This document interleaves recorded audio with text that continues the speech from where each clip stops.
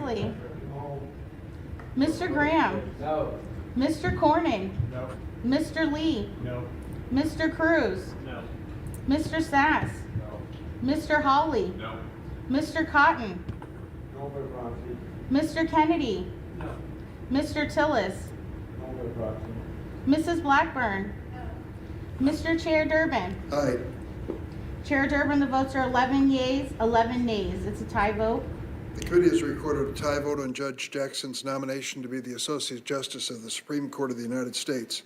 Pursuant to Section 3, subsection 1A of Senate Resolution 27 of the 117th Congress, I'll transmit to the Secretary of the Senate a notice of this tie vote.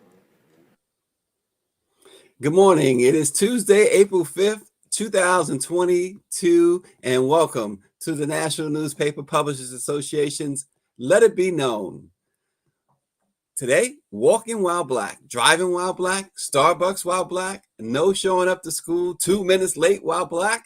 Yeah, we'll explain that at what allegedly happened to two Georgia Tech students who arrived 2 minutes late. Also, former President Barack Obama is back at the White House today. His first visit to Pennsylvania Avenue since he left office in 2017, and President Biden is getting heat for his $30 billion budget request earmarked for law enforcement. All that this morning with James Wright of the Washington Informer and the chief legal mind for Let It Be Known, Robert Tarver of the Tarver Law Firm. Good morning, guys. How are you? Good morning. Well, we begin first, of course, with the confirmation vote of Judge Katanji Brown Jackson. Well, we saw what happened yesterday. They get to move her forward after an 11-11 tie, as you just saw in the committee. But 3 Republicans came out in support of her: Lisa Murkowski, Susan Collins, and Mitt Romney of Utah came out in support of Judge Jackson, giving her a 53-47 edge, and all but assuring confirmation later this week. But notably on the no side, and this is where I want to go today. I mean, because by now everyone is up to date that we will have the first black woman Supreme Court justice, one of the most qualified, if not the most qualified, who will be sitting on that bench in Judge Jackson. But I wanted to, James, I start with you on Senator Tim Scott. 3 other Republicans said yes. Senator Tim Scott, who a lot of people were looking for, saying, you know what, and after that impassioned speech by Senator Cory Booker that included Tim Scott as a black man, are very disappointed in Tim Scott this morning. Yeah, first of all, I want to say that Tim Scott seems to have a problem with black women in authority. Let me explain why. A few years ago, Loretta Lynch was nominated by President Obama to be the first black female attorney general. Tim Scott did not vote for her. So apparently now he is not going to vote for Judge Jackson. I think the black women in South Carolina need to sit down with Tim Scott and have a serious talk with him. You know, he has to understand that he represents all of South Carolina and not Mitch McConnell's portion, Mitch McConnell, Lindsey Graham's portion of South Carolina. I just, you know, it's very disappointing that, you know, people put these folks up here and they do what they want to do, and they're doing what they're told to do and not doing what their constituents want. Yeah, and just as a matter of a fact, the committee was an 11-11 tie, and the rules are that the Senate Majority Leader then gets to do some things to her to move her out of committee. They did that, and then the Republican support that came in also. But we know if it was a 50-50 tie, ultimately it would have been in favor of the judge, because Vice President Harris would have had the tie-breaking vote. But go ahead, Attorney Tarver, what did you see yesterday? Ultimately, this was never really in peril in terms of her moving forward. But I do want to pick up on something that your previous guest just said, because I'm not disappointed in Tim Scott. In order to be disappointed, you have to have expectations. And at every turn, Tim Scott has showed us who he is. He has demonstrated that he places his party interests over his heritage and racial interests at every turn. And so we should not be surprised at Tim Scott and people like Tim Scott The one thing that I think we do need to do from a legal perspective is call it out, because there is no legal reason why Judge Brown should not be sitting on this particular court. There was a time in this country when the parties were able to get together and say, if your qualifications met a certain standard, then you could move forward to the court. And they recognized that there would be this balance on one side and balance on the other. Those days are gone. And so now you have, as we've discussed so many times on this program, political theater. This is nothing more than a show for their constituents. And they made it a good show for their constituents. Lindsey Graham screaming as he was screaming, people talking about whether or not babies are racist, defining a woman. How do those things in any way suggest that you're qualified for the highest court of this land? They don't. But what they do is they show that we've moved into a completely new era where there are no holds barred as far as determining that we are just dealing with politics and nothing else. It doesn't even matter. Yeah, James Wright of the Washington Informer. James, either Thursday or Friday, the formal vote will take place. The official vote will take place to elevate Judge Jackson to the U.S. Supreme Court. What do you anticipate by having a Black woman, the first Black woman on the Supreme Court? Well, it will certainly add to the diversity of the court, and it will add to the diversity of the opinion of the court. But let me say this about adding Judge Jackson to the court, and I have said this before, and I am very proud to say this again. She is an excellent writer, and it will add an excellent writer to that court. And a lot of the people who are on the court right now are known as thinkers, but they're not necessarily known as good writers, able to write logical, concise opinions. Now, when she writes an opinion, and she's written some opinions that have gone 50 and 60 pages as a U.S. district judge, but that was what was required, and that is what is needed on that court. And let me also make two quick points. You know, Clarence Thomas's confirmation included a deadlock committee, 7-7, when he went forward in 1991. And even encompassing this, saying with Clarence Thomas, it just seems like whenever a Black person is nominated to that Supreme Court, they just have a lot of problems. But you know what I'm thinking about? How ironic is this? That we actually had during Thomas's hearing a justice who stood up and talked about his collection of erotica. All right, remember that? He had a collection of pornography. And now you've got the right standing up and talking about her with child pornography cases. It has just gone so completely crazy. But I want to pick up on something James said. You know, the reason why we've had opinions from the right that have not been very concise is that they've had to engage in legal conjecture in many cases to get to where they wanted to get to. So many times the clerks are really the ones behind the opinions. But it's been very difficult for them in many cases. For example, with Citizens United and others, to try to justify how you get to those particular conclusions. But James is completely right. Judge Brown is no shrinking violet. She is willing to engage in legal issues, and she will be a part of the discussion of these legal issues. And that's really important, because one of the things I hope is going to happen, I believe is going to happen, is that the Supreme Court is going to start televising their hearings and their court hearings. And when they do, America will get a chance to hear those arguments laid out concisely and very straightforwardly from Judge Brown. It's funny you mentioned Clarence Thomas. As you said, it's such an interesting thing. You mentioned Clarence Thomas and you mentioned Judge Katanji Brown Jackson. So here's for America to see: a weak Black man and a strong Black woman. How about that, James? I mean, listen, you got to say what it is.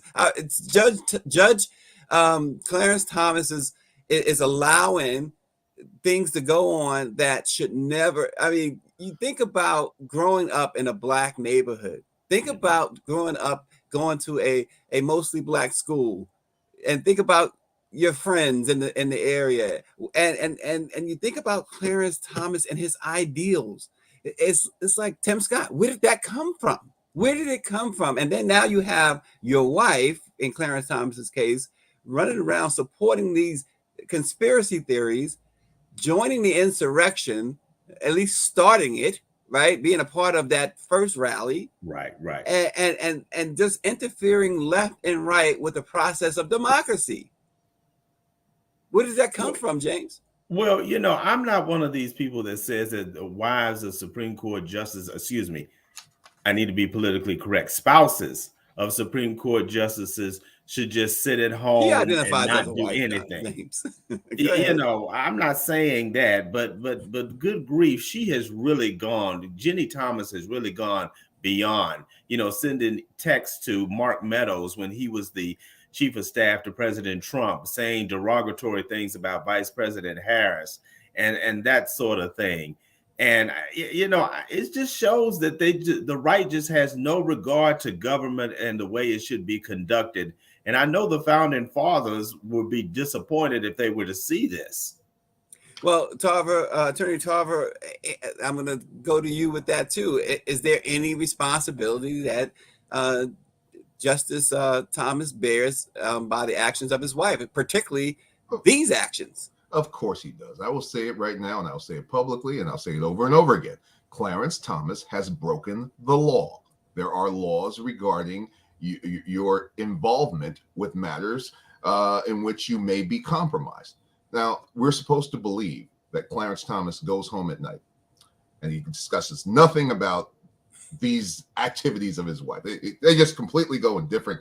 Well, I don't find that hard to believe. They go in different bedrooms, but they go in different places, and they don't discuss anything about her daily activities. She is knee deep in conspiracy actions, insurrectionist actions, and he is knee deep in the opinions on those actions.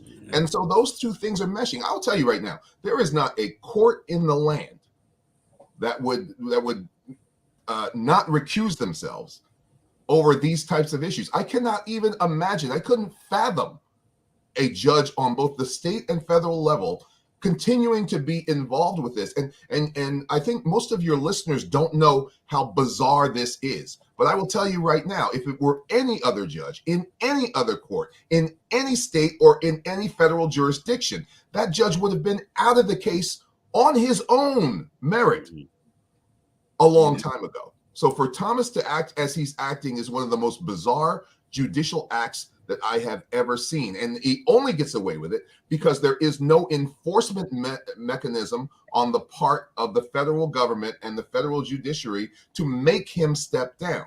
But you know what? As James said, there is an ethical ability for Roberts and others. This is the Roberts court. And Roberts has the chance to speak up about what he believes, even though he can't remove Thomas. He can speak up about how he feels to Thomas, and perhaps even publicly later on. Well, again, we are going to bring you the up-to-the-date breaking news when it happens. It is going to happen either Thursday or Friday. Judge Katanji Brown Jackson will be the first Black woman on the U.S. Supreme Court. Also happening today, former President Barack Obama will join President Joe Biden at an event on the Affordable Care Act at the White House today. A source familiar with the plan say that the president and the former president and Vice President Harris will all speak about the Affordable Care Act, marking the first time, of course, the president will be there publicly at the White House since leaving office. They'll deliver remarks on Medicaid, as well as, of course, expanding the Affordable Care Act. It was 12 years ago that Obama signed the Affordable Care Act into law. And that at the time, a hot mic caught then Vice President Biden describing it as a big effing deal. So back at the White House, it's a really rather historic moment in itself that President Obama will be in the White House for the first time since he left. James, give me a little significance to that. Put a little significance on that. This is very significant because, as you know, both of you know, this is President Obama's signature legislative accomplishment.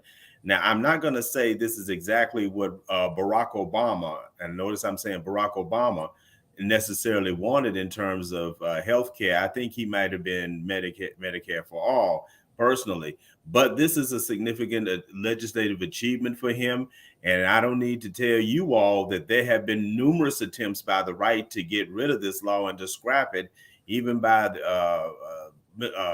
President Biden's predecessor, but they were unsuccessful because really people like what it is. There needs to be modifications, but people like what it is. Yeah, James, what was that guy's name who was before Biden? Reagan. Yes. You caught that, right, Tara?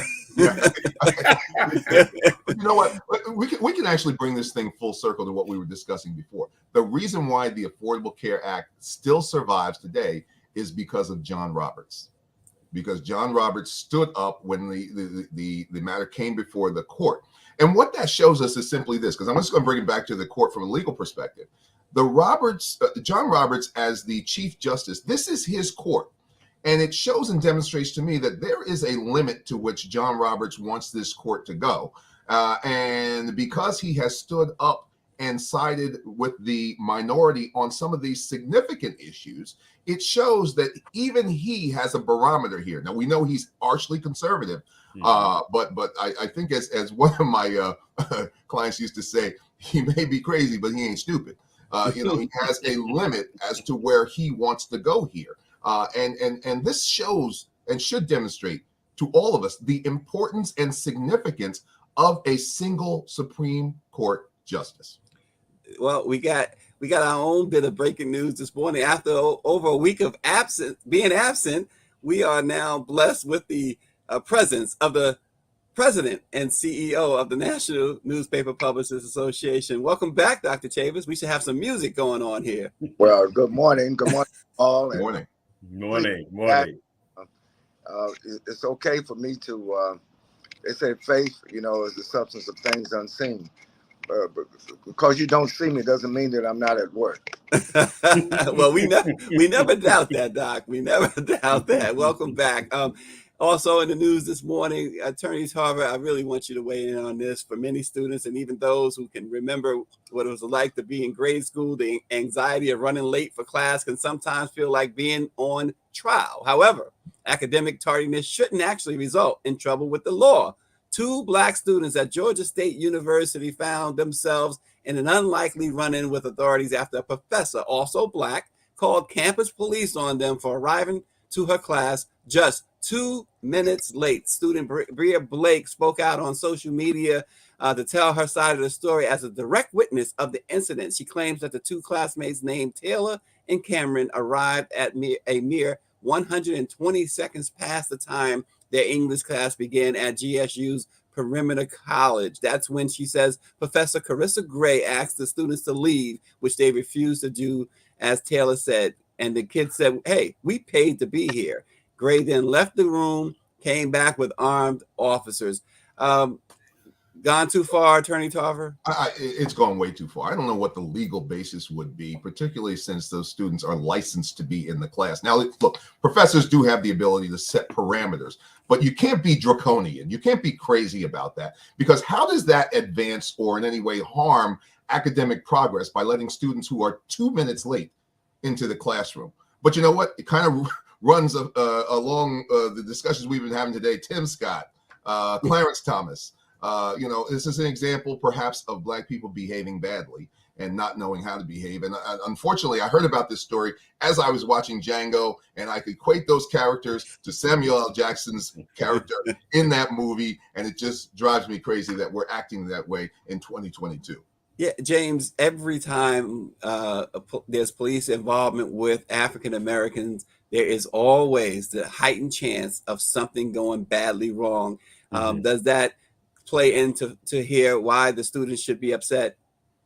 The students should really be upset. I kind of chuckled when you told this story, Stacey, because it reminds me of my late mentor, Frances M. Murphy, the publisher of the Washington Afro-American newspaper. She taught journalism at Howard University. And the story was always that if you were late and she closed that door when the class started, you could not come in at all. Now, Miss Murphy didn't call the police. She just didn't let you in the classroom. But Miss Murphy was making a point is that if you got to be at a certain place at a certain time, you have to do that. But calling the police was way overreach, and that sends a bad message. And as somebody who supports the police, that to me, that's a poor use of resources for our police officers. They need to be out in the community fighting crime.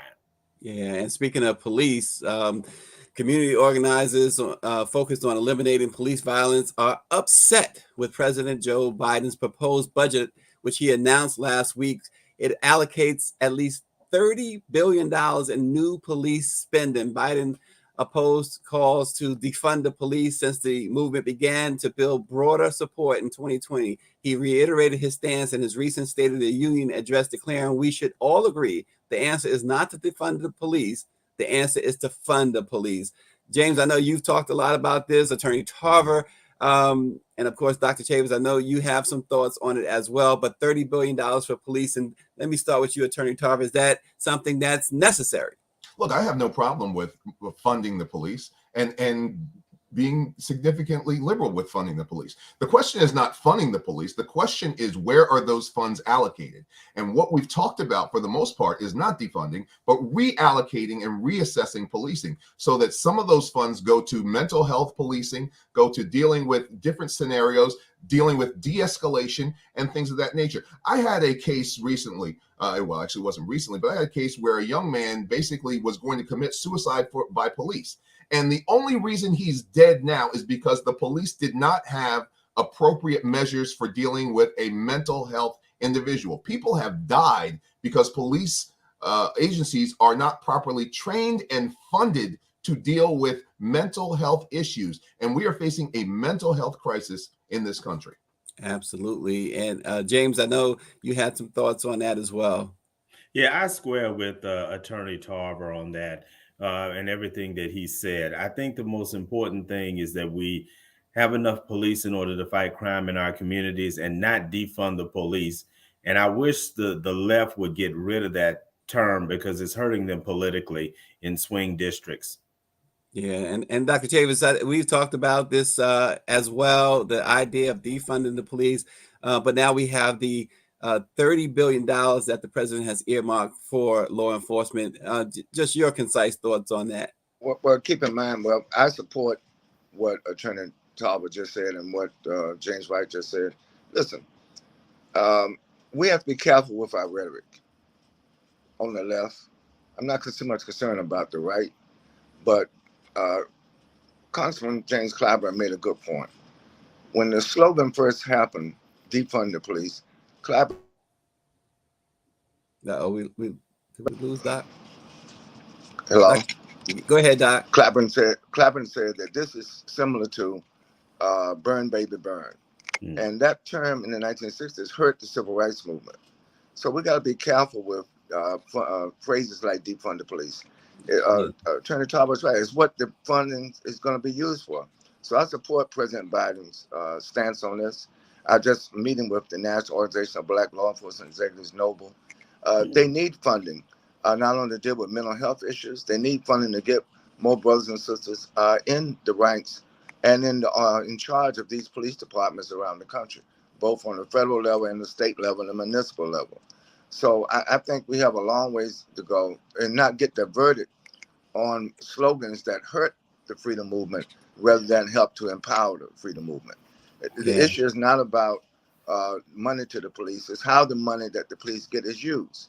And that's what we should be focused. And we got to be careful with these slogans like defund the police, because this is 2022. I guarantee you, some members of Congress are going to lose their seats in Congress messing around with slogans that do not resonate with the masses of our people. And going back to what happened with the college student and the sister, unfortunately, being unsisterly by calling the police on the student, that was totally wrong. And I think we try to, it's jogging while black, driving while black, smoking while black, now studying in college while black. We can't do anything. We can't breathe while black without somebody trying to criminalize our human behavior, trying to criminalize our culture, trying to criminalize our way of life. And unfortunately, as Malcolm used to teach us, sometimes we engage in our own self-hatred. Well, sometimes we engage in pulling ourselves down rather than lifting ourselves up as a people. Well, I'll just say, and David Youngblood says existing while black. He also says that you should reform the police, not defund the police. Finally, this morning, it's been 7 years since the world lost the most electric popular music entertainer of all time, the one and only Prince. And on a local Minneapolis television station, they have unearthed a never before seen video of Prince. Believed to be his very first interview. He was just 11 years old. The archivist was going through some old footage looking for Minneapolis landmarks and to offer context on the recent teachers' strike there when he came across a very young but familiar looking individual giving an interview to the station about a teachers' strike. During the strike in 1970s, here we go. We have it the here. kids in favor of the picketing? Yep. How come? I think they should get a better education too, and I think they should get some more money, cause they be working extra hours for us and all that stuff. That was Prince Rogers Nelson, who his friends called him Skipper. Wow. James, as a journalist, you have to appreciate this. This was it was found totally by accident. This is what, when you do your homework, right? So as we said, the news station, because of the teacher strike there in Minneapolis, was going through the archives about the teacher strike in 1970. And they were looking at different landmarks and came across the fact that they interviewed this kid, and the archivist, like, he looks so familiar. Well, instead of telling the newsroom who he thought it was, he went to show everyone, and they all, that's Prince. Yeah. And of course, the Prince historians and friends from the school, they found them. What a find, James, as a journalist, had to move you. Oh, it did move me. And as somebody who is a history buff, you love that kind of stuff. You love going back into history and finding those gems. And that is a gem about history like that. That's priceless. Yeah, it is as priceless as you could ever imagine. Attorney Tarver, I know you're in a much different field than we are, but not necessarily that much, right? Well, legal field in but, I've represented many musicians and many artists, and the one thing that really brings to mind is just the whole circle of history there. That you have someone like Prince, who was so iconic from a legal perspective, standing up, getting ownership of his masters, standing up, getting ownership of his publishing, and basically say, I'm going to go on my own, which set the standard for so many other artists. So this really just rounds out his entire life. Who knew that he was an activist way back when? At 11 years old, right? Supporting teachers. How about that? Prince won an Oscar, numerous Grammys, and American Music Awards. He was inducted in 2004 to the Rock and Roll Hall of Fame. And that was a wonderful night. I will always remember that night because I went to a private show Prince gave right after the Hall of Fame in New York at a place called Club Black. And Prince got on the stage at 2:30 a.m. that morning, and he left the stage at 6:30 a.m. that morning and played everything in his catalog. I mean, everything, and played every instrument as he's come to be known. But my goodness, Prince, Rock and Roll Hall of Famer, died on April 21st, 2016 at the age of 57. Prince is sorely, sorely missed. Gone way too soon. Absolutely. Isn't all the great ones gone too soon, though? I mean, obviously, we lost Michael at 50. Whitney was, what, 46, I believe, when we lost Whitney. And, they all just, Jimi Hendrix was 27. Yeah, the very disappointing thing is if you Buddy turn Holly into was R&B radio at any time and just start listening to the litany of songs, and you'll just say, wow, he's gone, she's gone, she's gone. And it's really a sad thing that our artists don't have physical longevity. Their songs have longevity, but they themselves are just not lasting long. You can look at Hathaway, Donny Hathaway. You can look at Minnie Riperton, and I'll go over to another side and look at Buddy Holly. Gone too soon. Sam Cooke. They all were Jackie Wilson. You go down the list. It's unfortunate, but certainly big Prince fan here. So gone too much too soon. I can't even go to concerts anymore. It's just hard to go to concerts anymore because that guy, what a concert. But anyway, I digress. Thanks, guys, so much. Attorney Tarver, it's always good to have your expertise. James, we know you're taking a trip. Be safe and enjoy your time away. And everybody, thank you for joining. Let it be known. We will see you tomorrow.